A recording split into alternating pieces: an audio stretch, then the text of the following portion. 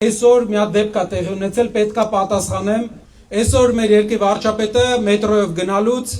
Արցախցի մայր ու երեխա է տեսել ու մի քանի անգամ տվել է իր բուկլետը, այդ մարդիկ ասել են չենք ուզում, երկրորդ անգամ, երրորդ անգամ,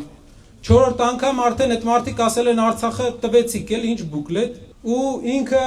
շատ վատ խոսույթ էր իրեն թույլ տվել,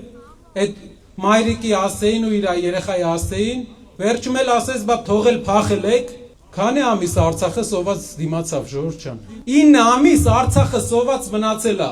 Ճանապարհը դուրս բաց էր, համ բաց էր Ադրբեջանից, որ բեռ ընդունեին, բայց իրանց հայկական անվան պատճառով չէին ընդունում։ Սոված էին չէին ընդունում։ Համ էլ բաց էր դեպի Հայաստան։ Դուք աշխարհում գիտեք մի երկիր, որ 100,000 մարդ մնա տեղում դուրս չգա ու իմանալով որ իր երեխեքը սոված են։ Հիմա տարածաշրջանները կա որ կռիվ են լինում, մի փոքր դուրս գալու տեղա լինում, սաղ գնում են։ Արցախը 9 ամիս դիմացել է։ Մեր պես ժողովուրդ մենք ենք ու կռվել է այդ ընթացքում։ Մենակ զգալով իրան։ Չեն ֆայմել էլի, որ գնային, ասենք Օնիկ Գասպարյանի մոտ բունկերում պահկվեին, բունկերից սելֆի վիդեո անեին։ Չէին ֆայմում արցախցիները իրապես տենց 200 հոգի ելել էր հրապարակ, 300 հոգի ելել էր հրապարակ, գնացել էր Օնիկ Գասպարյանի բունկեր։ Այդ մարդիկ իրանց երեխեքի